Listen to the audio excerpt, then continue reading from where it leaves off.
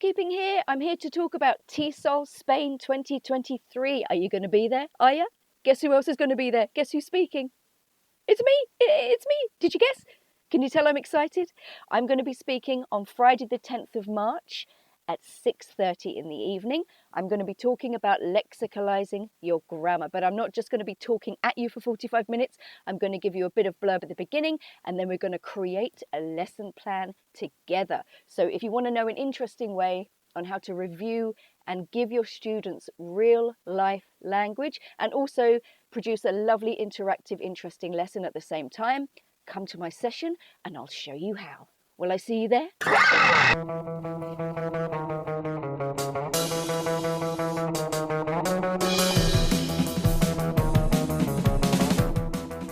Welcome to Everything EFL. My name's Erin O'Byrne, and I firmly believe that you as a teacher are special, amazing, creative and passionate. But it's very easy to get burnt out and overwhelmed. With my podcast and my teacher training, I aim to help you avoid burnout and cut down on your prep time so you can unleash your creativity and enjoy your work more mindfully. Are you ready? Let's go!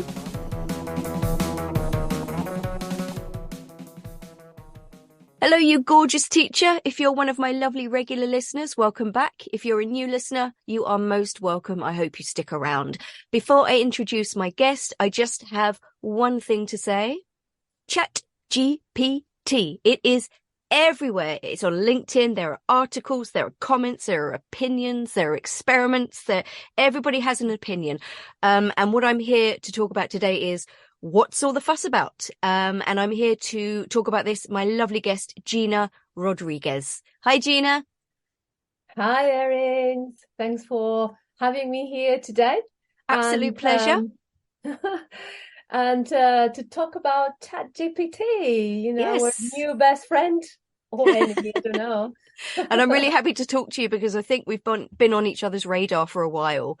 And now we definitely have something interesting to talk about. So before we dive in, can you just introduce yourself to our audience? Sure. So my name is Gina Rodriguez and I am an ELT marketing consultant. I started my career in ELT as a teacher.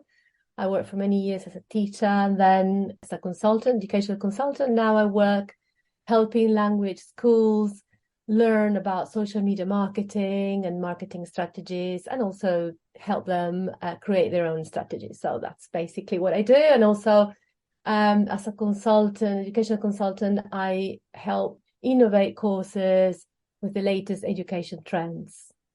Speaking of which, so just in case you've been hiding under a rock for the last 6 months, I'm going to ask you just to explain what Chat GPT is. Right. Okay. So it's a tool. It's a new tool, and it's a chatbot. Okay. So which is part of AI, so artificial intelligence. This one is special because it has been trained to respond to human questions in a human manner. And basically what it does, it responds to your questions and it does everything or lots of things that you ask it. And it does so by gathering information from the internet. And that's basically what it is, in very simple words. Okay. And I suppose the big question is, how does it benefit teachers? Interesting one. Okay, so first of all, I think it can benefit in many ways as long as you prompt it correctly. Okay, so what happens is that you can ask ChatGPT to do tasks for you, but the quality of the answer is very much connected to the quality of the prompt. So this is the most important thing for teachers to remember. So they have to be super accurate when they ask. And, when teachers use ChatGPT, they can ask it to, for example, write lesson plans, right? So you can tell it, write a lesson plan for a class of 8 years olds about the reasons there are, including TPR, for example, and it will do it, okay? Actually, I've noticed it really likes TPR. Even when you don't say TPR, and you say, if you mention children, it normally, gives you TPR activities and flashcards and that kind of thing. But of course, once you get that, it tends to be very simple. So you have to have a look and see how close it is to what you want, and then refine your request and prompt it again. And you can tell it, please add these, remove that, make it longer, shorter, add more examples. So, and it will keep giving you answers and examples or lists. For example, you can ask it like list, I don't know, 20 words about the weather, for example, and it will do that. Or write a dialogue and you give the setting, and you can tell it like, write a dialogue that is 250 characters for B1 level in a shop, and it will do it. So it can help you. I think when you are short of ideas, lacking inspiration, you can ask it to help you. Or to give you feedback, for example, as well. You can imagine that you have, as it normally happens, you're correcting homework, and especially when if you have to correct writing for examination, for example, first certificate, whatever. And if you have a doubt, if you're not quite sure, if you want to suggest a different answer, you can type or copy and paste and ask it to give you feedback and say what you're looking for, and it will do it for you. So quite a lot of things there. Yeah. It could be a time saver. So that can be very beneficial for teachers, I think. I'm all about saving prep time. But it will save you time once at the beginning. I don't think it's going to save you time. It's going to be time consuming because you need to learn how to work with it and refine it, and you need to get into that way of thinking. So I would say for those teachers that will be trying it, I would say be patient and allow some time to understand how it works and refine the way you prompt it. But I would say like that's the same for anything new you try, isn't it? Yeah. Even if you're trying the lexical approach for the first time, it's got to take a bit of time. That's a tricky one. Yeah, it certainly is. I'm wondering, like, when you gave that example about, 20 weather words, I'm wondering if it can do colloquialisms, like 5 words for weather that Irish people use colloquially or something like that. I'm going to have to research that because that would be very interesting. That would be very interesting. I've got an Instagram friend in Australia. She tried something similar, and she said that it gave it funny answers. She asked it to say there were expressions about colloquial expressions at work. That was it, in Australian style, and she said that what she got wasn't great, but it's worth trying. I think we need to test it. That's what teachers need to do. Everyone, not just teachers, every single person on this planet needs to try it and experiment with it because it's here to stay.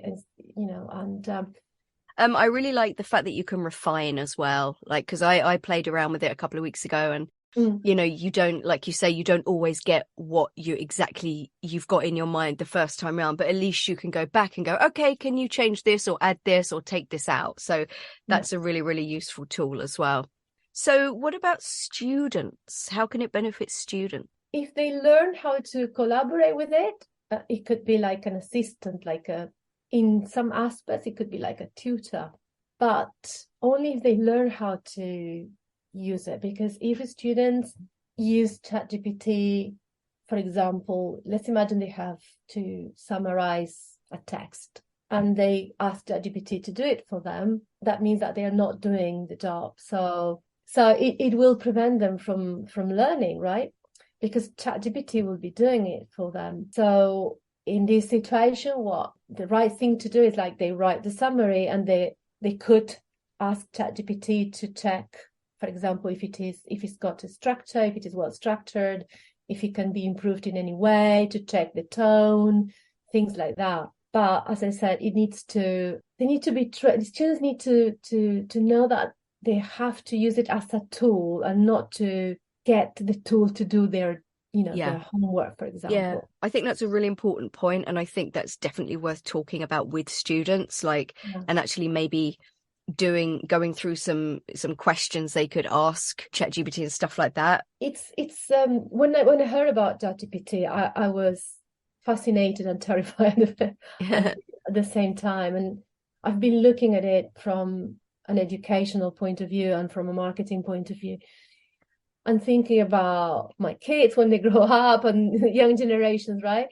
And I think it's an amazing tool with great potential, but it's very much like a knife. Mm. And you don't give a knife to a child and until Yeah. that child knows how to use the knife. Do you think like the students who might potentially use Chat GPT to do their work for them, do you think they would be the same students who would probably plagiarize or just generally be lazy anyway? I don't think, do you know what I mean? Yeah, Like, I think that's it a good takes a point. certain kind of student to do that, and certain students won't. But I do think it's worth having that chat in class with them. Absolutely. Absolutely. Because the sooner we pass on this digital literacy, the better. So I think, if they learn how to collaborate with it, it's for the benefit of society and the benefit of the workforce. Because also, it could be quite tempting to believe what it gives you, right? Because it always writes really, really well. It has amazing copywriting skills. So if you don't know about the topic, if you're not kind of very much into the topic you're discussing with it, let's put it that way, you might, if you don't know, you might think that is the answer, or that is. So you see the risk here is that students just take what they get without exploring more. And that can happen if they don't have critical thinking skills developed. Yeah, if they're like maybe stuck on topic ideas, they could maybe ask it to produce just bullet point key phrases to get them going, or something like that. But I do think that if they're using it to sort of check their essay and ask, check the structure, I think that's really autonomous. Could be very autonomous. Yes, that's it's a way to self-regulate. It's part of the learner's autonomy. So it's fantastic because the work is done and and you can ask it to check this and that because you know what you need. If you don't know that, then you cannot ask anything. You're just going to take the answer and say, okay, fine. So you see, you still need your critical thinking skills. You still need knowledge about the topic in question. Otherwise, you're not going to get too far. No, I was chatting with my friend on Sunday about ChatGPT, and she said that one of her colleagues' students wrote something and the teacher suspected it wasn't their work. So she copied and pasted the work into ChatGPT and asked it, "Did you write this?" And it said yes. So there is a way of teachers checking. I know, I haven't tried that, but I know I've heard about that as well. Okay, so let's sort of ping pong some examples of prompts and things that we've tried. Do you want to go first? I tell you what I tried. And for example, I did some things that were a bit nasty for ChatGPT. For example, I said, who won the Eltons for digital innovation in 2022? And the answer was, I don't know. She didn't know, because all the data that it works with, it's data collected until 2021. The topic of the week was art this week. So I asked it some facts or kind of factoids. I asked it what were the 5 most popular or well-known modern works of art. And they had a brief description. So that was good because it's not my thing at all. And then I asked it something like, can you write a short text for C1 English students about how to interpret modern art? And it was actually quite good. It gave me sort of 4 or 5 nice sort of brief paragraphs about what to consider and things like that. So that started off a lesson where they highlighted the key phrases from there, and I printed those 5 works of art and I put them around the room, and they used the information to talk about it and try and interpret it. And then they lifted up the work of art and saw when it was painted, who painted it or made it, and just a very brief description of the meaning behind it. So that was good. That was fun. So it gave me information that I didn't know, which was great.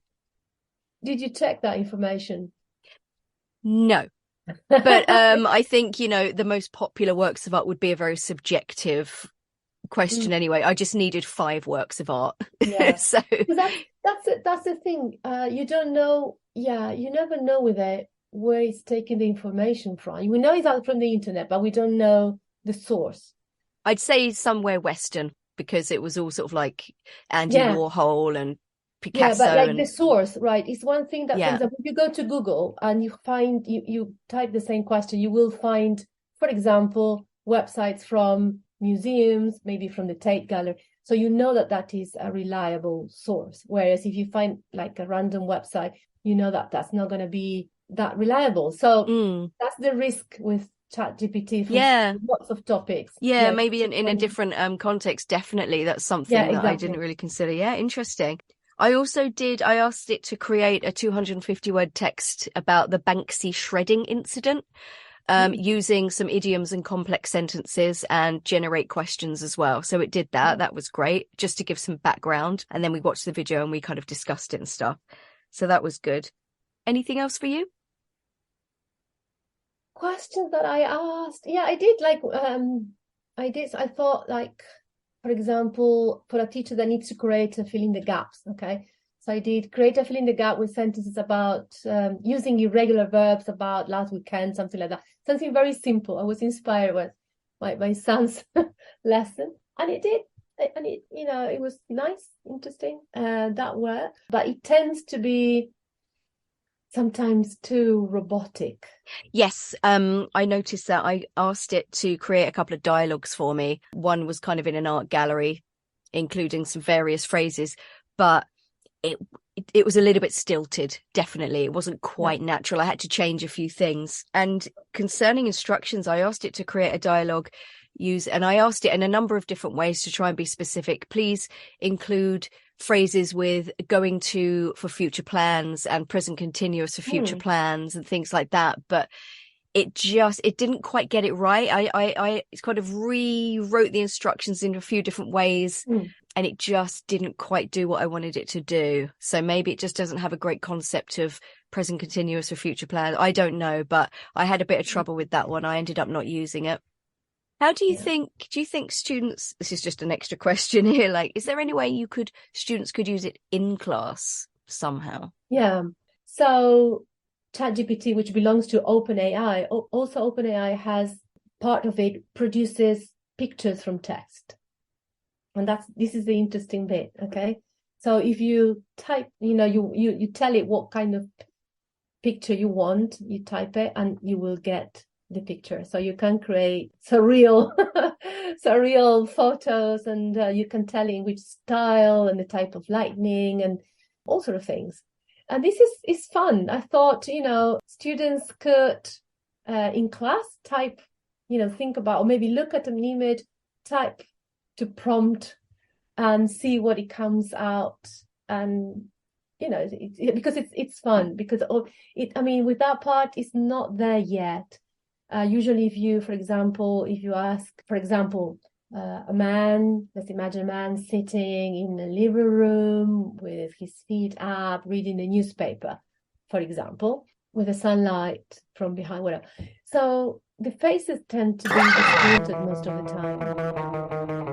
This isn't ChatGPT though, is it? It's part of that. So ChatGPT, it's AI, it's an AI that you can just do.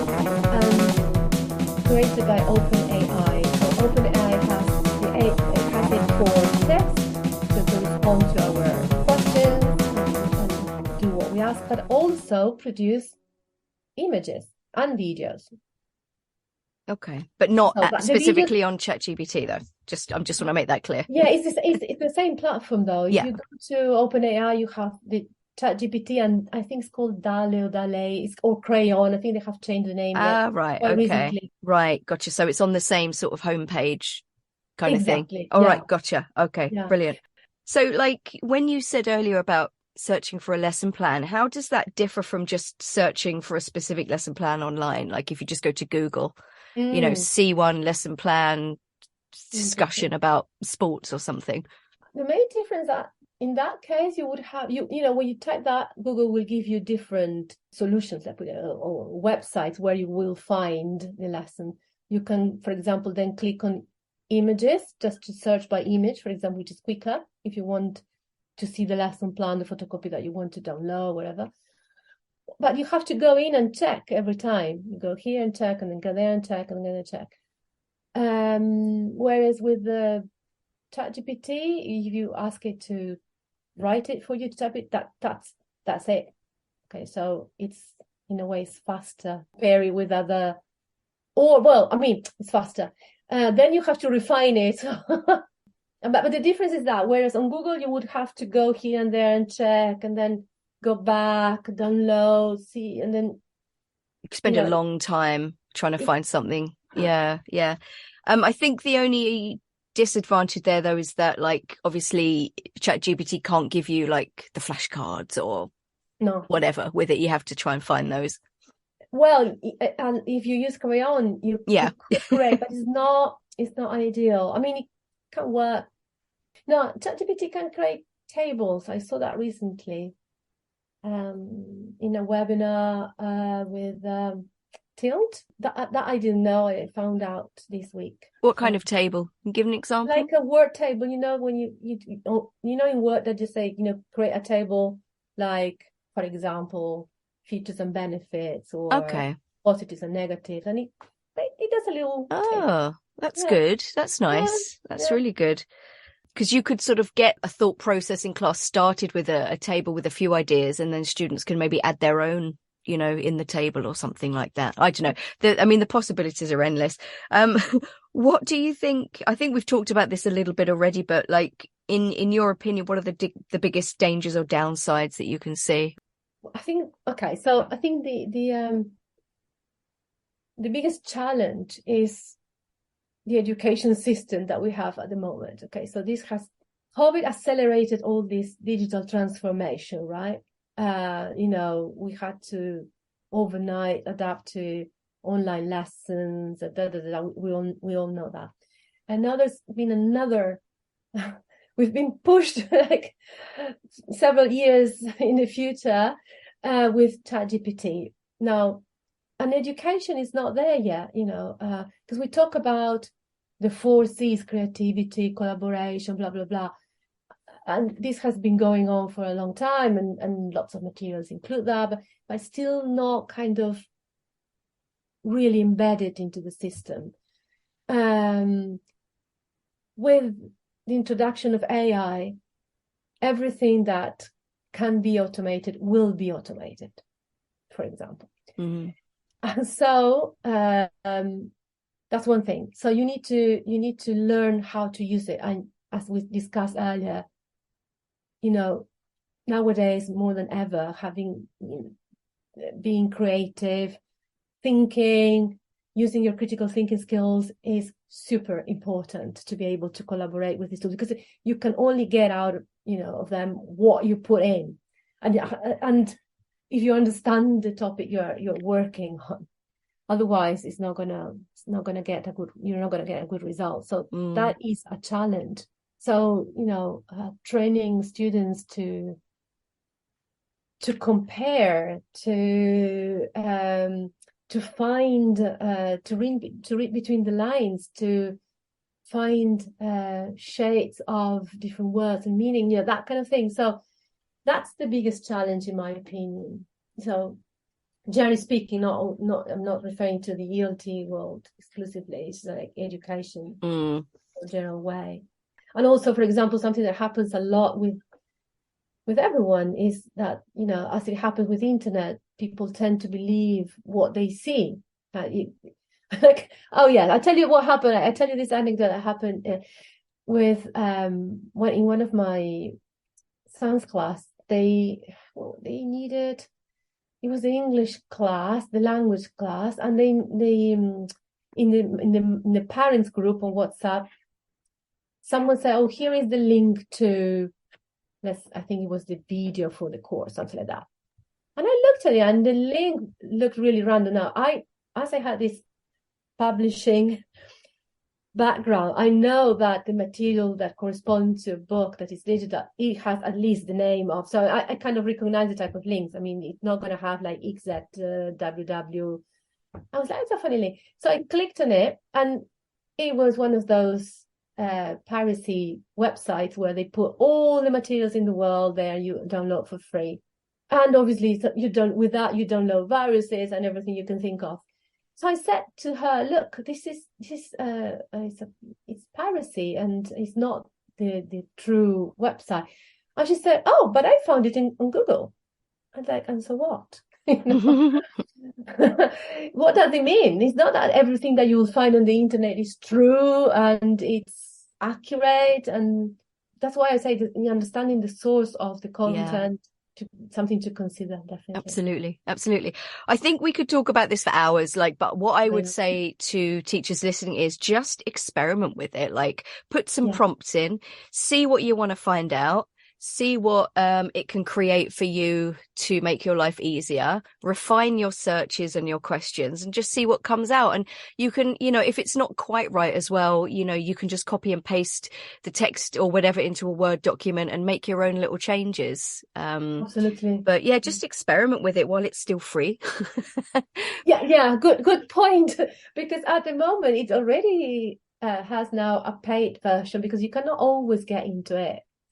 Yes. So until very recently there were peak times, and now they introduced this paid access. So if you have the paid access, then you can go in at any time. If not, you have to wait until you can get in.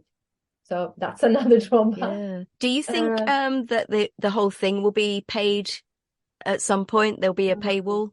See, that might make a lot of difference. A lot of people love free content, but they don't like paying for anything. So that might drastically reduce the use of it.